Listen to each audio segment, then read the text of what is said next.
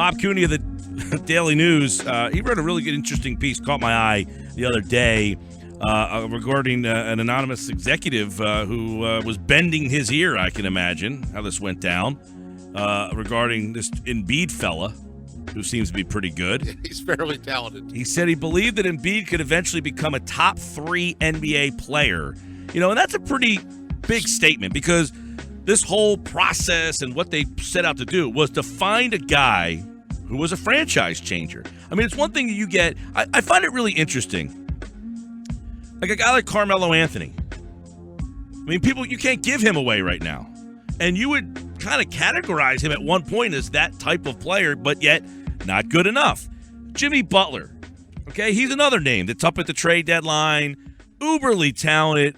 Still not good enough to win with a guy of that magnitude. So, Bob, do these people believe that Embiid is the guy that is good enough to win with, of that caliber? Is he that caliber that a franchise can win solely because he's on the team? Well, in this day and age, Mike, the way you go is you build superstars. The ideal is 2. To get greedy would get 3. I think of those executives that I talked to for that story, most of them believe that Embiid would be one and could be one and is on his way to being one. So, yeah, he's, as you know, as everybody that's listening knows, he is just such a difference maker, and he is just something special and has proven in such a short amount of time that he is the centerpiece of all this, and everything else has to be built around him. Yeah, what are some of the things about his skill set that stand out? I thought the story, by the way, was excellent in reading, even if it's not about a guy that plays for your team, to hear that being kind of talked about, a guy that when you see about, a two-shoulder player, those type of things, whoever hears that kind of insight, what were some of the things about Embiid that makes these executives look at him in that ilk? I'll give you an example. So how about the other night, Friday night, they're playing here against Houston, okay? Embiid was questionable for the game. They weren't sure if they were going to play him or not. We find out right before the game that he is going to play. He's in the starting lineup. So Brett Brown runs the first play for him. So he gets the ball, foul line extended to the left of the basket, takes one dribble, goes up, left hand, his opposite hand, and slams over Nene in one of the most thunderous slams this city has seen in years, probably since the last crazy one that he threw down. And then starts a fourth quarter with a layup and 2 3-pointers for 8 straight points in like a minute and 10 seconds. I mean, think about that. We're talking not about a 6'6" guy. We're talking about a 7'2" guy who did all that, and that's just, a minute and 15-second snippet of what he did the other night that makes him so special. That's what he is. I mean, that's what he is. They came out in the fourth quarter the other night. They were down like 12 to Houston. We knew they needed a run. Harden was on the bench, and Embiid knew it too, and he went out there and took it into his own hands, and boom, 8 straight points right off the bat. He's just that special, Mike. He really is.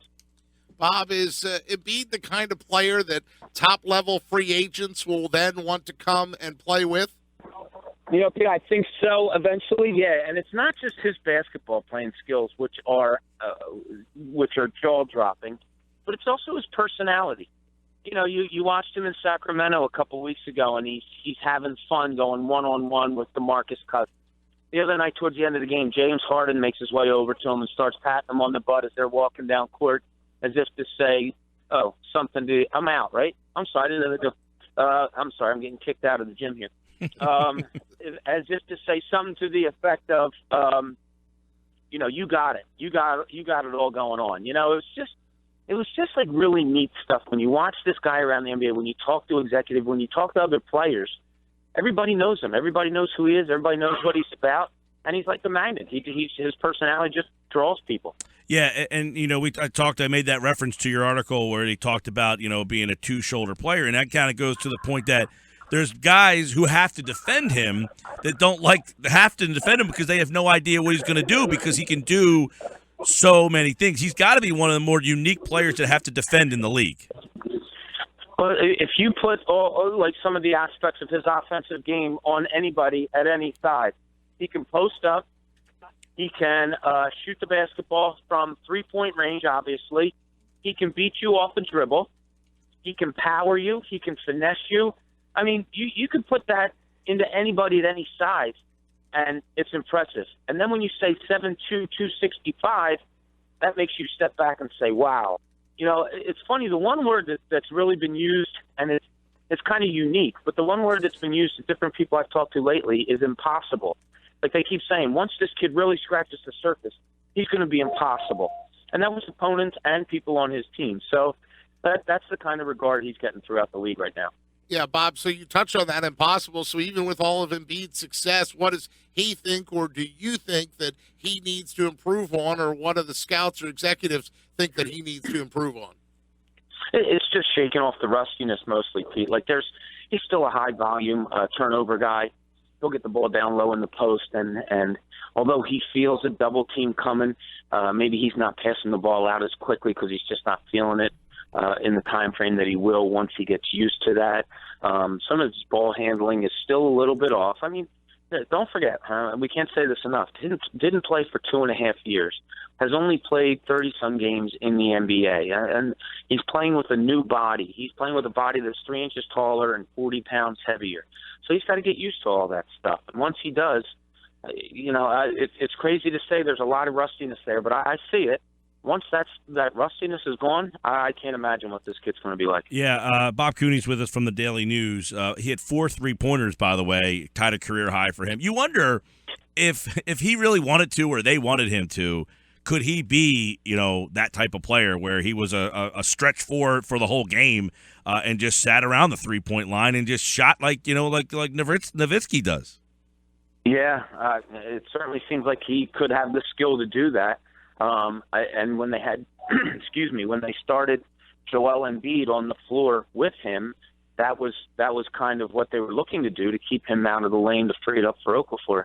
But Embiid was kind of uncomfortable with that. He wants to be down in the post when he can get there. He wants to know that it's open for him when it's there. So as much as he loves floating around, and Brett Brown said, I would like him to shoot more threes. As much as he likes floating around that area, it's awfully nice for him and for the team when he can just go down low, post up, and dominate. Here's a number for you, PT. The Sixers have a scoring margin of a 55-win team when Embiid's on the floor. When he's off the floor, they had the scoring margin of a 13-win team. Have you ever seen a guy who makes such an impact for their team? Well, it's ridiculous. It's absolutely ridiculous. And you know what? It's the nice thing that they've fallen into since they've gotten on this nice little run, is that when Embiid comes off the floor and they're backing him up with Nerlens Noel, the defensive flow just kind of carries through. Mm-hmm. They can still have a nice defensive team on the floor, and it just makes things very easy for them to keep things flowing. So it's part of like a model of what you're going to see going forward, I think. Looking to have a backup, whether it's Noel, whether it's somebody else. I think you want a defensive second unit, one that can kind of carry through the type of game that Embiid will set when he's out on the floor to begin the game. All right, Bob Cooney, real quick, couple notes around this team. I guess your colleague Keith Pompey reported that there was a call made from McConnell. I don't know how TJ would feel about this. I could have been going to a team that's in first place, a chance to win a championship, or does he feel good that the team actually wanted him? But that trade or the potential for something like that, it's going to be interesting now to see if some of these secondary players start to get calls from the Sixers. Well, think about it. Yeah, I mean, look what you had to give up to get Ersan Ilyasova.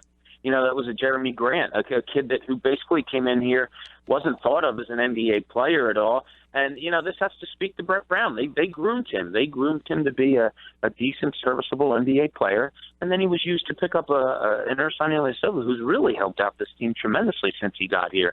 And now, people are talking about the TJ McConnells and maybe a Nick Stauskas and others like that, Robert Covington.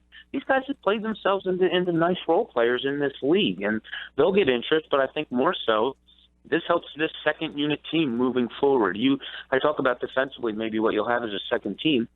Moving forward, if, with the way the draft goes and all that stuff, you could have a second team that is defensively minded with either Nerlens Noel or somebody else, maybe a Rashawn Holmes, You could have a Robert Covington. You could have a Gerald Henderson, a Dario Saric. That's a really good second unit and one that they can hold their own defensively.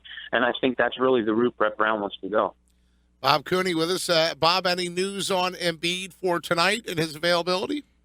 Nothing yet. We will talk to the coach. 6 o'clock game tonight? So we'll talk to Brett Brown at 4:15. I would assume if I was a betting man, I would say he's a go. He played Friday night here. The team left Saturday to go to Chicago. He did not. He stayed back. They played last night. He was still here in the comforts of his own bed and all that. So I think he's going to be okay to go tonight. I'd be surprised if he's not. How come the game's at 6 instead of 7? Because this is the makeup game, Pete, that they had with Sacramento, and Sacramento is in the middle of, I think, an 8-game road trip, and they play tomorrow night in Houston. So that's called to take a 3-hour plane ride down to Houston to play the next night. So they wanted to get it in early and get it done early so they could at least catch an hour here and then catch an extra hour on the time difference down in Houston. Yeah, that makes some sense. Real quick on Embiid, you think he might play, and he tweaked the knee the other night, but he played obviously 32 points on Friday night. He seemed like he's okay. They said he was a little sore, but do you get a sense from him at all that he's ready to play more or back-to-backs or like that he's kind of like, I'm over this, I just let me play? 48 minutes every night is what he tells me every time I ask him. He could play 48 minutes every night. He's ready to go, and he says it, he wants it, he believes it. It's not going to happen anytime soon for sure, but he wants to be out there. I mean, he's still, it gets to be that 5-minute mark of the first quarter, and you see Nerlens Noel or whoever getting up off the bench. You can still see his head dip, and he doesn't want to come out of the game, and he's that competitive. He's that young, but he understands the situation, and he knows what has to be done in order to further his career and to make sure that he's going to remain injury-free at least for the time being. And so he goes along with it. But, if it was up to him, every minute of every game, he'd try to pull a Will Chamberlain if he could. All right. Ersan with a big night the other night. He had 31. Covington double-double as well. So the Sixers trying to get back. And you're at a point now where this is the kind of game you kind of expect them to win, right? Yeah, when Embiid's in the lineup, sure, it seems like you expect him to win every game. He just has that much influence on a game. And Sacramento, we all know what Sacramento is and where they are, and where they are is in the middle of a long road trip. It'll be an 8-gamer altogether. This is 7 of 8. So certainly you would think that they should be able to pull something out here tonight. All right, check out that piece from Bob Cooney on Embiid over at Philly.com in the Philadelphia Daily News. It was a really good piece on Joel Embiid as the Sixers tonight against the Kings. All right, Bobby, take care, bud. All right, Mike and Pete, thanks for having me.